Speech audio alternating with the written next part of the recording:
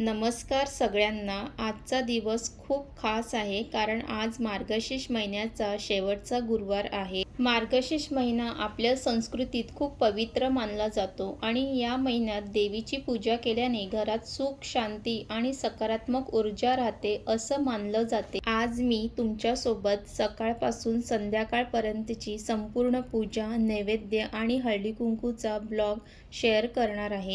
हळदी कुंकू निमित्ताने मी आज पारंपरिक खणाची साडी नेसलेली आहे.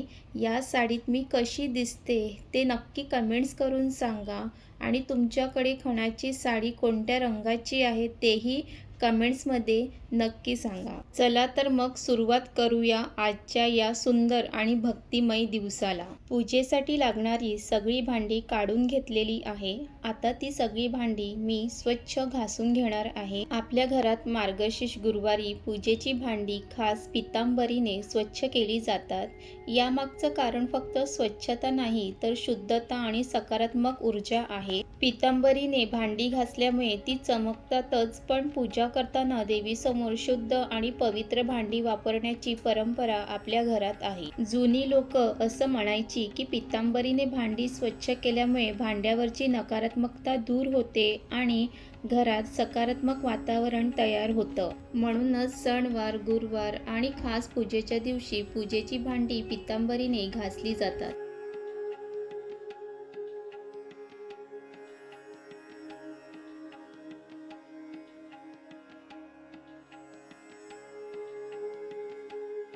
पितांबरीने सगळी पूजा भांडी नीट घासून झाली आहेत. आता ही भांडी स्वच्छ कपड्याने पुसून घेते.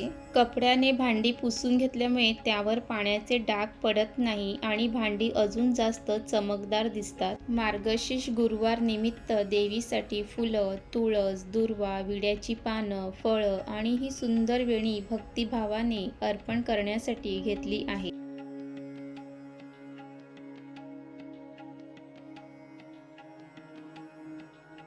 देवीला सजवण्यासाठी हे सुंदर दागिने घेतले आहेत. दागिन्यांनी देवीचं रूप अजून तेजस्वी आणि सुंदर दिसतं. आता आपण मार्गशीर्ष गुरुवारच्या पूजेची मांडणी करायला सुरुवात करूया. सर्वप्रथम इथे चौरंग ठेवला आहे. चौरंगावर मी लाल रंगाचं वस्त्र ठेवते. लाल रंग शुभ, शक्तीचं आणि देवीच्या तेजाचं प्रतीक आहे. देवीला सुंदर दागिन्यांनी सजवून कलश स्थापित केला आहे. कलश समृद्धी आणि सकारात्मक ऊर्जेचं प्रतीक मानलं जातं. देवीला वेणी अर्पण केली जाते कारण वेणी सौभाग्य, सौंदर्य आणि मंगलतेचं प्रतीक मानलं जाते. विड्याची पाने पूजेत शुभ मानली जातात. ती समृद्धी आणि मंगलतेचं प्रतीक आहेत. तुळस देवीला अतिशय प्रिय मानली जाते कारण तिच्यामुळे घरात शुद्धता, सकारात्मक ऊर्जा टिकून राहते. दुर्वा पूजेत खास वापरली जाते कारण ती समर्पण, पवित्रता आणि सकारात्मक ऊर्जेचं प्रतीक आहे. फुलं पूजेत अर्पण केली जातात कारण ती शुद्धता, सौंदर्य आणि भक्तीचं प्रतीक मानली जातात. ताजी आणि सुगंधी फुलं अर्पण केल्याने पूजेत सकारात्मक आणि पवित्र वातावरण तयार होतं. फुलांचा वापर करून छान सजावट करून घेणार आहे. फुलांनी सजवलेली पूजा अधिक पवित्र आणि सुंदर दिसते.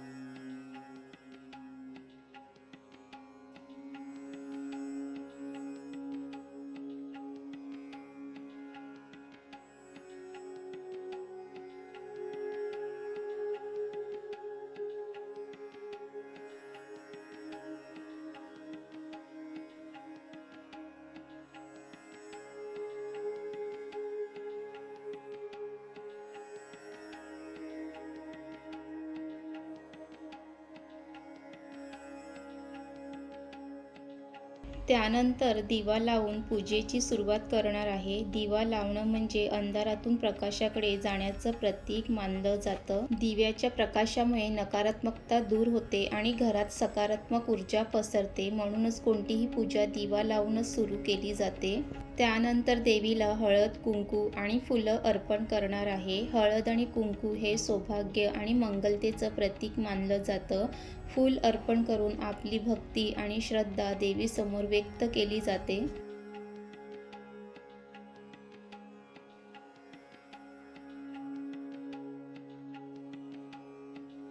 अगरबत्ती आणि धूपाच्या सुगंधामुळे पूजेत शुद्ध आणि सकारात्मक वातावरण तयार होते.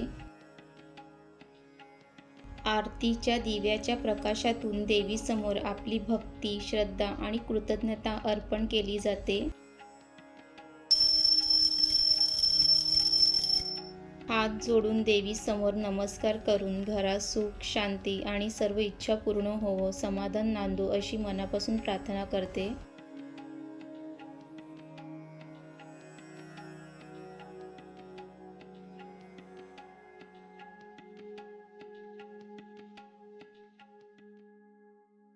पूजा पूर्ण करून देवीची संपूर्ण मांडणी पाहिल्यावर घरात सकारात्मकता आणि मन भक्तीने आणि समाधानाने भरून येते.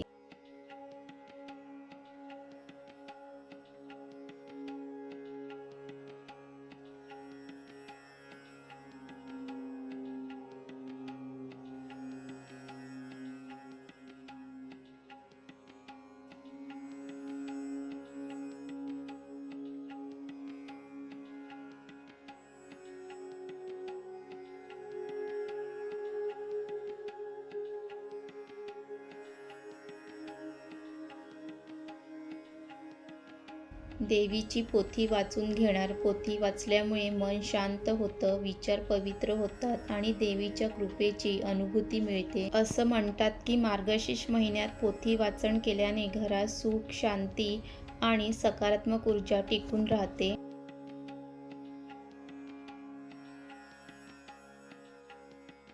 अशा भक्तिभावाने देवीची पोथी वाचून देवीकडे मनापासून प्रार्थना करते. मार्गशीर्ष गुरुवार निमित्त देवीसाठी गोड नैवेद्य म्हणून आज पुरणपोळी बनवत आहे. मार्गशीर्ष गुरुवार सारख्या पवित्र दिवशी देवीसमोर गोड अर्पण करून आपल्या आयुष्यातही गोडवा नांदो अशी प्रार्थना केली जाते. तुम्ही देवीसाठी गोड नैवेद्य काय बनवला आहे ते नक्की कमेंट्समध्ये सांगा.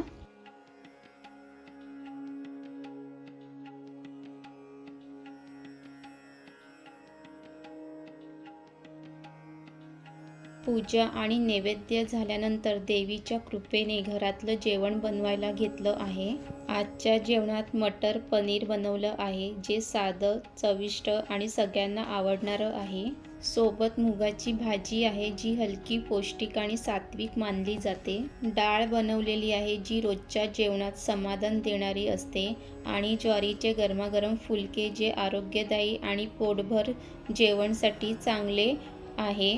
असं साधं, घरचं आणि प्रेमाने बनवलेलं जेवण देवीच्या आशीर्वादाने सगळ्यांना आनंद देईल अशी मनापासून इच्छा आहे. आता हळदी कुंकूसाठी लागणाऱ्या सगळ्या वस्तू तयार करून घेतल्या आहेत. हळदी कुंकूसाठी खास अशी अष्टरची फुलं घेतली, जी सौभाग्य आणि मंगलतेचं प्रतीक मानली जातात. वाण देण्यासाठी सुंदर बॅग आणल्या आहेत, ज्यात वाण, फूल आणि फळ देणार आहे.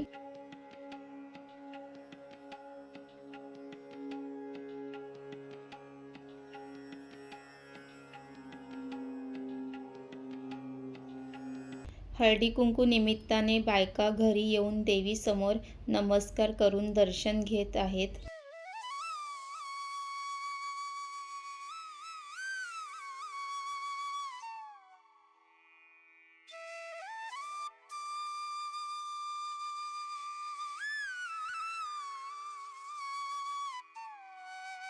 देवीचं दर्शन झाल्यानंतर हळदी कुंकू लावून वाण देण्याची आपली अतिशय सुंदर आणि पवित्र परंपरा आहे. हळद म्हणजे मंगलता, आरोग्य आणि सौभाग्याचं प्रतीक, तर कुंकू म्हणजे शक्ती आणि अखंड सौभाग्याचं चिन्ह आहे. हळदी कुंकू लावताना प्रत्येक स्त्रीच्या आयुष्यात सुख, शांती, समाधान आणि सौभाग्य नांदो अशी मनापासून प्रार्थना केली जाते. वाण देणं म्हणजे केवळ वस्तू देणं नाही, तर प्रेम, आदर, आपुलकी आणि शुभेच्छा देण्याची ही भावना. या परंपरेमुळे घरात सकारात्मक ऊर्जा निर्माण होते आणि नात्यामध्ये आपुलकी टिकून राहते. अशा सुंदर पद्धतीने हळदी कुंकू पार पाडल्यानंतर सगळ्यांच्या चेहऱ्यावर आनंद दिसतो. देवीच्या आशीर्वादाने सर्वांच्या आयुष्यात सुख, शांती आणि समाधान नांदो हीच मनापासून प्रार्थना. देवीला श्रद्धेने नैवेद्य अर्पण केल्यानंतर देवीचे हे सुंदर रूप तुमच्यासोबत शेअर करते. देवीच्या कृपेने घरात सुख, शांती आणि सकारात्मकता नांदो हीच मनापासून प्रार्थना. आजचं संपूर्ण पूजा, नैवेद्य आणि हळदी-कुंकूचा व्लॉग इथेच संपवते. देवीच्या आशीर्वादाने तुमच्या घरातही सुख समृद्धी नांदो. तुम्हाला आजचा व्लॉग आवडला असेल तर लाईक, कमेंट आणि शेअर नक्की करा आणि चॅनलला सबस्क्राईब करून बेल आयकन दाबायला विसरू नका. माझ्या चॅनलवर तुम्हाला घरचं जेवण, डेली व्लॉग आणि रोजच्या सोप्या रेसिपीचे व्लॉग नेहमीच पाहायला मिळतील. म्हणून चॅनलशी कनेक्ट रहा आणि भेटूया नेक्स्ट व्हिडिओमध्ये.